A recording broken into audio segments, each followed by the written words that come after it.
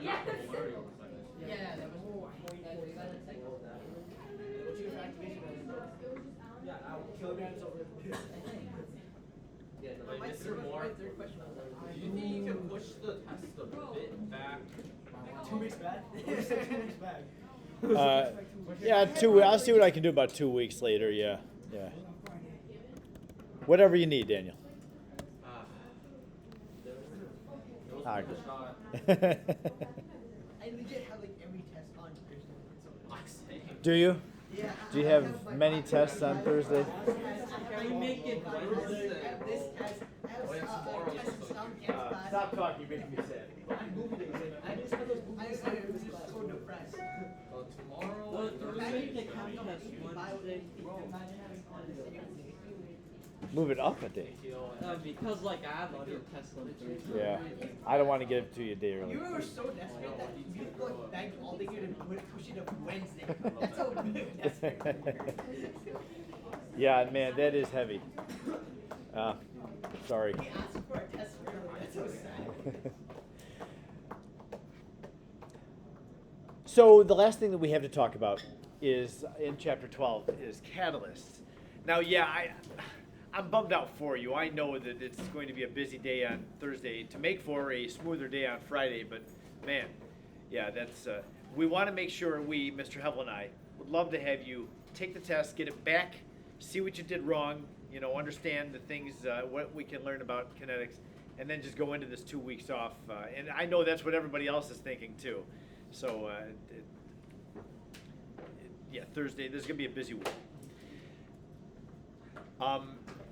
That's one of the reasons for doing a beneficial assignment is to try to help you to get in doing the problems before maybe you would otherwise have. So I hope that was successful. And if you recognize that you're weak on something like the differential rate law, you didn't understand the question, didn't read it carefully or whatever, that's helpful. That's going to help you to be more prepared when it comes time to take the test. Now today, the last topic is on catalysts. We're going to see catalysts in two different ways. We're going to see a conceptual approach to catalysts, and then we have to do the mathematical approach to it. The mathematical is it's going to keep us busy for a few minutes. We've all heard of catalysts before. If you have had any introduction to chemistry, then you've heard about catalysts in a chemical reaction. Not every reaction has a catalyst or two that can be used to make them go faster. Some reactions are fast on their own, and you wouldn't even think about it. But those slow reactions that can be sped up by a catalyst, the way the catalyst will do that, speed up a reaction, is to alter the mechanism. It changes the mechanism through which the reaction goes. It changes the steps the reaction goes through in order to get to the products. And what's valuable about a catalyst is, if it's a good catalyst, it will lower the activation energy. So let me show you what I mean by that. If I have a graph of the energy in a reaction, energy, and then the reaction coordinate is just the x-axis as the reaction progresses, we go to the right. So if I have a reaction that starts with the reactants having a certain amount of energy, and then it has a relatively high activation energy, and comes down with products having less energy than the reactants did. So we got reactants there and products. This should show an exothermic reaction. And it's very possible that this reaction is spontaneous. Can you predict if this is going to be fast or slow, though? It looks like it's slow. This looks like a huge hill for the reaction to climb, especially for that small delta H. It's got to break. It takes a lot of energy to break those bonds. That's what the activation energy represents. How much energy do the reactants need to break apart? So this would be a slow reaction. If we wanted to speed up the reaction, we could add a catalyst to it. And the catalyst will come in here and react with the reaction. Now I wanted to make these look similar to each other. We could start with this, and then the reaction will have the same delta H, but it won't go through the same steps. And we have gone from a one-step reaction to a three-step reaction. Can you look at the graph and tell that it's 3 steps? You got 3 different activation energies in here. So yeah, we have some intermediates going on in this one. It doesn't show any evidence of intermediates in this. It looks like it's just an elementary step at the beginning. But with a lower activation energy, remember what it is about activation energy. Particles are running into each other. As they run into each other, they have a certain amount of kinetic energy. That changes to enthalpy as the reactants run into each other. This is how much energy the reactants need to break apart, as opposed to this. So more of your collisions are going to break the reactants apart in this scenario. Therefore, it will make the reaction go much faster, significantly faster. You'll see with the math that we do, it is pretty striking how much the catalyst will change the rate of reaction. It makes reactions much faster. Not just, we can double the speed. It goes exponentially faster. So that's conceptually the way a catalyst works. And if we look back up here at what the screen says, the catalyst, because it lowers the activation energy, it increases the K value. It's because we have seen the Arrhenius equation over here, and the activation energy is inversely related to the K. The lower the activation energy, the higher the K value. Okay, now we need to be able to recognize the catalyst, because it's going to, when you have a mechanism for reaction, the catalyst is not going to be the same thing as an intermediate. It doesn't show up in the overall balanced equation, but it's different from an intermediate. And I'm going to take and show you a picture. Where's my photos? Okay, take a look at this. Number 75 in the catalyst section, the whole section about problems about catalysts. And in this one, we have a 2-step mechanism, and then underneath the line is the overall balanced equation. And what do we see here? We see that the 2 reactants at the beginning are O3 and NO, and then we have this, the reaction happens, and there's a transfer of oxygens. And then in the next step, the NO2 that was produced by the first step is used up. That makes NO2 an intermediate. It was produced by one step, used up in a subsequent step. That makes it an intermediate. Now, a product of the second step is NO. I want you to notice that NO was added as a reactant at the beginning. So the presence of the NO has caused that first step to happen, and then the NO was kind of given back to us by the reaction at the end. That is what a catalyst looks like. So there's a difference, a clear difference between an intermediate and a catalyst. Even though I feel there's a clear difference, a lot of people will mix them up. An intermediate, we don't really have much control over. The reaction will, on its own, produce the intermediate and then use it up on its own. A catalyst is provided to the reaction on purpose. If I want the NO to be a catalyst here, I've got to go into the stockroom and get a container of NO and bring it and use it as a reactant. And the reaction is nice enough to give me my NO back at the end. So as we have always learned, a catalyst will speed up the reaction without itself getting used up.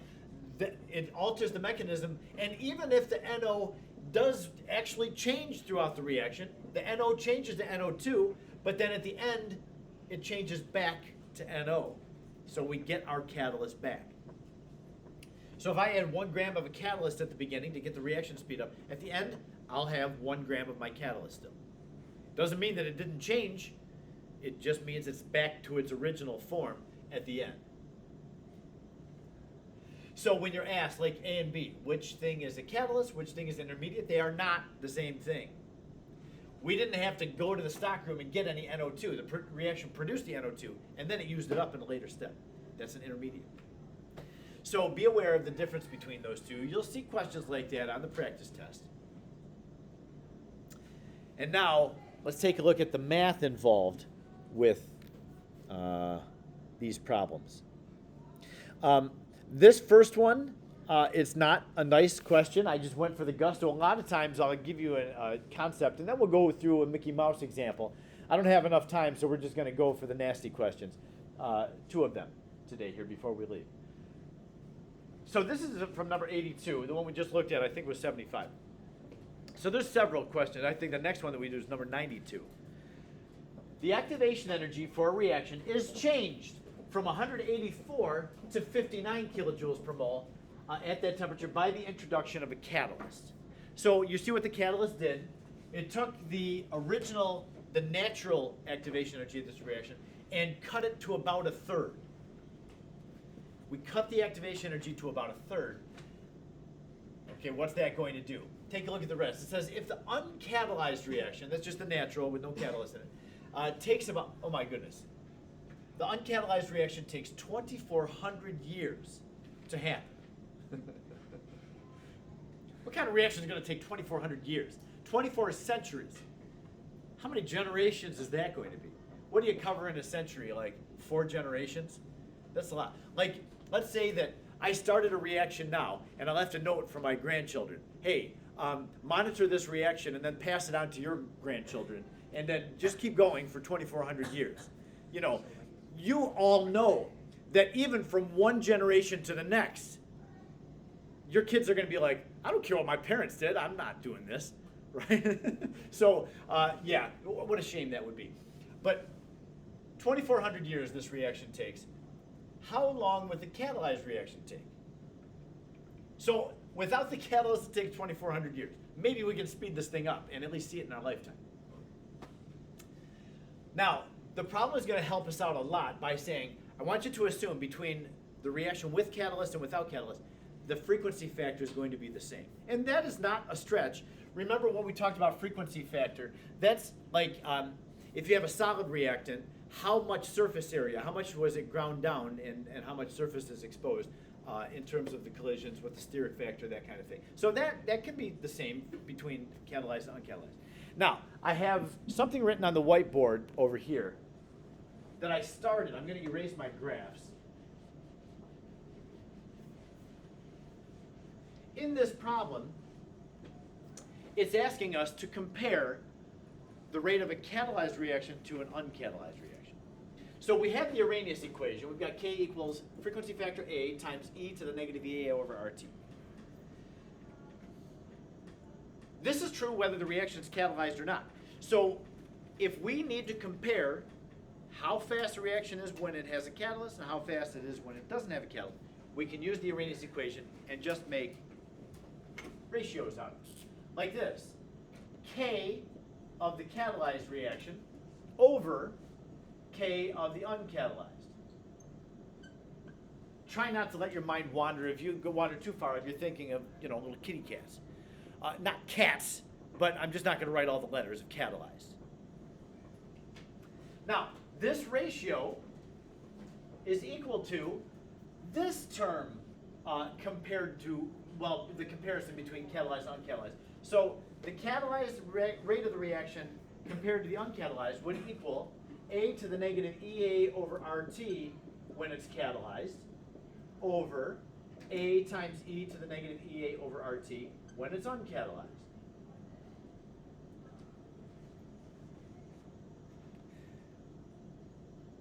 This is what we'll do when we have a catalyst question. Anytime the question asks us to compare when a reaction had a catalyst versus when it doesn't, do this. And you're going to see we're going to do 2 examples. We're going to do this both times. Now, I warned you, I'm not giving you a Mickey Mouse question. We're right off the bat starting with a nasty one. And what makes this one nasty is it is not asking us to compare the rates of the reaction. What is it asking us to compare? Time. Is time the same ratio as rate? No, it's not. Why? Why, Daniel? Is it rate like 1 over? Yes. Yes, it is. I want you to think about it like this. One of you says, hey, I'm going to jump in the car and I'm going to drive down to the Michigan-Ohio state line. Okay, so they jump in their car and drive 75 miles an hour down there. And I say, I'm kind of in a hurry. I need to get back because I don't want to miss dinner. So I'm going to drive down and I'm going to try to meet you down there, but I'm going to drive 150 miles per hour.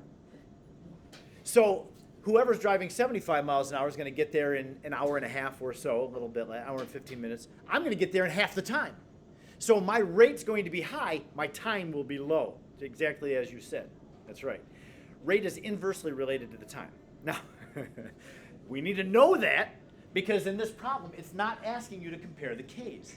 It's asking you to compare the times. It says when it doesn't have a catalyst, the thing takes 2,400 years. How long will the catalyzed reaction take? It's asking us for a time. So this ratio is the ratio of the rates. Therefore, the ratio of the times will be inverted. We did this when we talked about Graham's law of diffusion. We compared two gases that are diffusing. The one that diffuses faster is going to take the less time. Higher rate of diffusion, lower. Is that what I said? The one that diffuses faster, that's a high variable, is going to take less time. Yes, that's right. What I said was right. If one variable is high, the other one is low. Okay, so we need to keep that in mind, and I'm going to just write time is inverse. It's the inverse relationship to the rate comparison. So here's what I'm going to do. Time of the uncatalyzed over time of the catalyzed is equal to that ratio. Don't turn both of them over because you get the same thing. You won't change anything. So that means this, A times e to the negative EA over RT catalyzed over A times e to the negative EA over RT uncatalyzed. Okay. Let's put our numbers in and see what we get. Now this number up here on the top left, uncatalyzed, the silly thing takes 2,400 years. So that's what we're starting with, 2,400 years over time of catalyzed. I'm just going to put time catalyzed. And that's equal to, now this side over here is not as much fun as the left side. The left side is really simple. Right side, well, no. It does help us by saying the A term is constant. It doesn't change, whether it's catalyzed or uncatalyzed. So we can just cancel those out. That's nice. This is equal. We actually have all the information that we need to calculate a number on the right side. Take a look. E to the negative EA when it's catalyzed. The activation energy when it's catalyzed is given to us. It's 59 kilojoules per mole. I'm not going to put the units into this. I'm just going to put negative 59 divided by R. Now 59, notice, tells us in the problem, is in kilojoules. Activation energy is always in kilojoules. So my R value better be in kilojoules to keep those units consistent. 0.00831 times the time, not the time, T for temperature. It's RT. The temperature is given to us there at 600 Kelvin. So we have to be given the temperature in the problem. Okay, so there's my numerator. Catalyzed, this is an expression of what the speed of the reaction is. Uncatalyzed is in the denominator. We're going to have e to the negative. Uncatalyzed K value is 184 kilojoules per mole, much bigger. Divided by the same denominator, RT, 0.00831 times temperature, 600. So we can get a numerical value for the right side. Would you go ahead and do that, even if you're a little intimidated right now because you're in Algebra 2 and you haven't done anything with natural log and e? You can type in e to the power.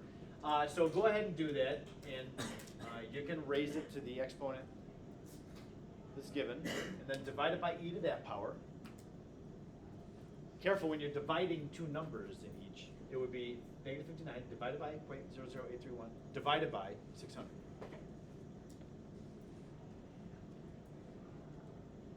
And just calculate the right side of this. So the left side is still going to be 2,400 over time. What do you get? 7.72? I'm just going to keep it 7.7 because I only had two sig figs over here. Times what? You read the end of the line there, Daniel. Times 10 to the power. There we go. Okay, now I want you to check this out. I'm looking for a ratio here. The time that it took when the reaction was not catalyzed is 2,400 years. the time that it takes when it was catalyzed, the difference is 7 times 10 to the 10th power. That's quite a difference. What is the amount of time that this reaction takes when it has a catalyst? You saw that the activation energy got cut to about a third of what it was before. Cutting it to a third does what to the amount of time that it takes? Time equals, this is so good.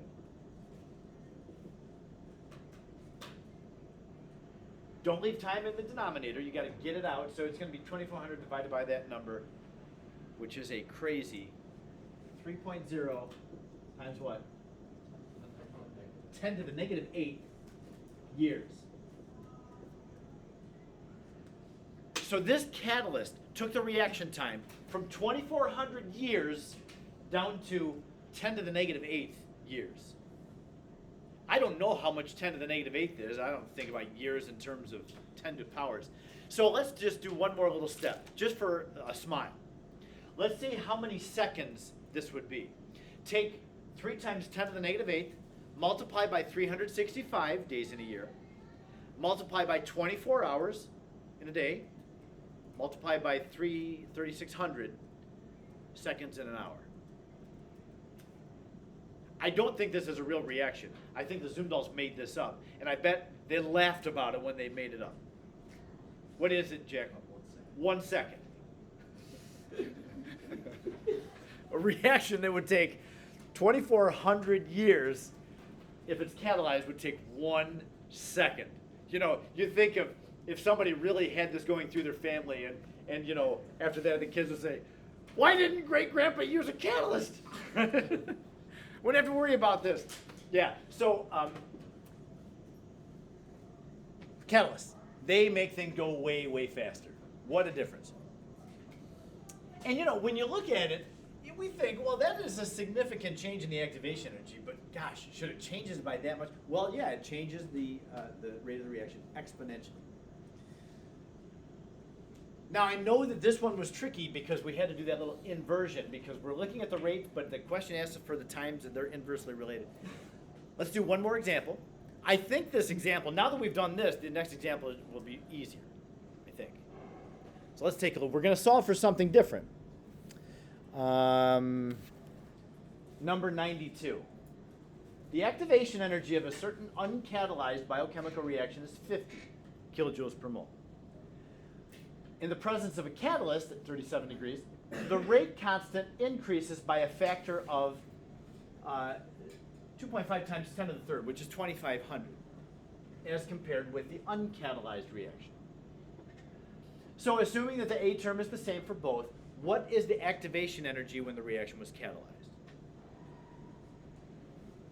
So you can see how long these questions are. There's a lot of information in there because there is a fairly complex calculation that we have to do. So I'm going to erase everything from the end back to the beginning where we have our equality of the ratios, our proportion. Back to this.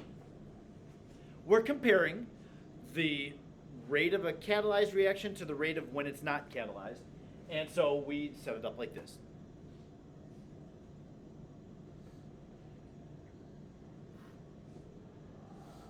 We know some of this information. We don't know how fast the reaction is when it's catalyzed, how fast it is when it's uncatalyzed. But we know the relationship between them. Do you catch it? What does the catalyst do to the reaction? Speeds it up by how much? 2,500. It's 2,500 times faster with the catalyst than without the catalyst. So I don't know what those values are, but I know that ratio there is 2,500. Well, that's nice. The left side is already taken care of. It's just a number, 2,500.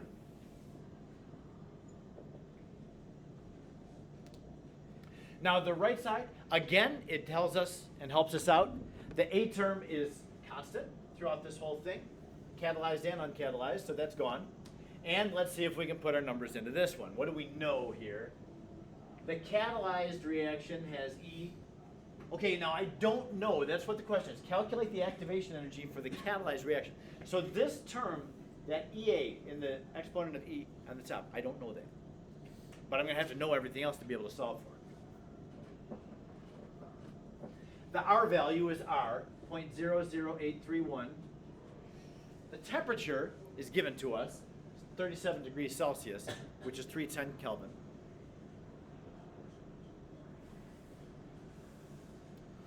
And that's divided by the uncatalyzed data, which we know the activation energy of the uncatalyzed is 50.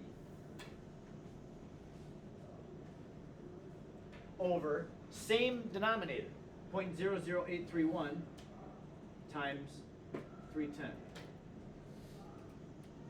And we have one thing that we don't know here, and we have to solve for it.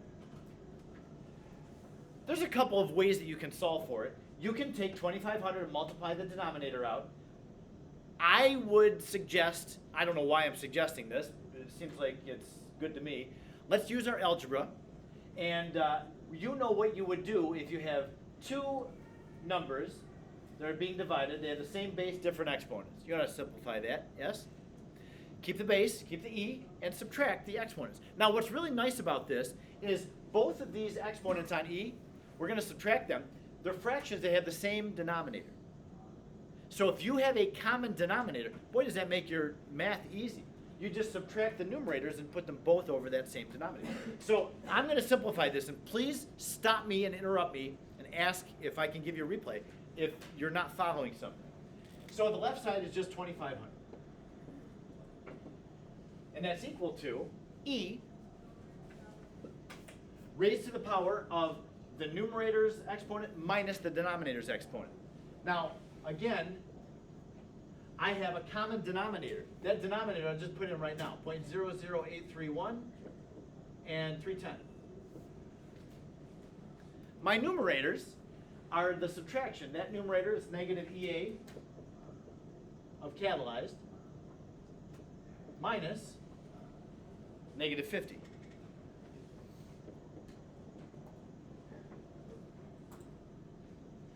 What's those negative signs? And I did that on purpose. I wanted you to see. I wouldn't just put EA plus 50. I want you to notice, okay, I do take the numerator and subtract that denominator numerator. Huh? Yeah. Can you just do logs? We're about to right now. Yep. I tried to set it up and make it as simple as possible and then put the log in. That's why I wanted to show you this one. So now I have a number equals e to a power. And that power on e has an unknown in it. This is where I need to get rid of the e and solve for the unknown. How do we get rid of the e? Take the natural log, the inverse function of e to a power. So if I take the ln of both sides, ln of 2,500 equals, I'm going to have to sneak it in here, ln of that whole thing. Then on the left side, I just have the natural log of 2,500. We can get an answer for that. What is the natural log of 2,500? Anybody get that on your calculator? How much? 7.82. Thank you. On the right side, the natural log and the e cancel out. I just have the exponent on the e that is like written normally. Now, at this point, I'm going to fix this thing up. I do have minus a negative, so the 50 is positive, and my unknown is negative. So I'm going to do it like this. Tell me if you don't like it. Just change it, turn it around. And that's divided by this common denominator. Okay, well, we're really in business now because we have 7.82 equals that over that. We know the denominator, multiply it out, solve for the unknown. What do you get? Mm-hmm. So we get the activation energy of the catalyzed reaction is 30. It's like 29.8. I think we can have 3 sig figs on this. So I'll do that, 29.8.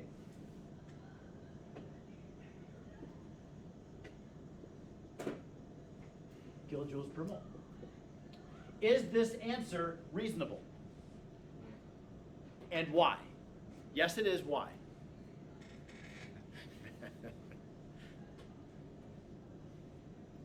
Yes, Nikhil? The activation energy is lower when it's catalyzed. Yes. Everybody hear that, Nicole? Nicole. It's the end of the day. My gosh. I'm sorry, Nikhil. Did everybody hear that? This answer that we got was the catalyzed. Uncatalyzed, the reaction had an activation energy of 50. when we add the catalyst, it should be lower. Sure enough, it is. And this seems like a reasonable amount. Don't expect the new activation energy to be 0.0005. Okay? It should be noticeably, yet reasonably lower than it was without the catalyst. Good. So that's what I want you to be looking for with catalysts. Is it time to go? Nuts. I was hoping to be able to at least demonstrate what the reaction looked like for our clock reaction tomorrow. Do I have a minute? If I have a minute, I can do this. Class ends at 1:08. We're doing this. Let me just show you quickly what the reaction is tomorrow. We're going to run this reaction. We're going to run it 4 different trials, varying the concentrations of the reactants so we can determine the differential rate law. One of the trials, we're going to change the temperature of the reaction so that we can have 2 different Ks at 2 different temperatures and find the activation energy for it. So we're going to have a lot in this reaction. This is what it looks like. These 2 things react, and the reaction is too fast for us to monitor, but we can actually slow the reaction down. When these 2 react, I'm going to have you add a 3rd reactant. It's not really a reactant, but it's sodium thiosulfate, Na2S2O3. And sodium thiosulfate, when iodine gets made, the sodium thiosulfate, if there's any there, reacts with that and reduces it and then causes it to become this again. So as long as there's sodium thiosulfate, which I'm going to alternatively call the clock, this is going to be the clock. So that as long as the clock is there, I'll just have to do this tomorrow. I'm sorry. You'll see it tomorrow. Have a fine Monday, everybody. It's going to be a fast week.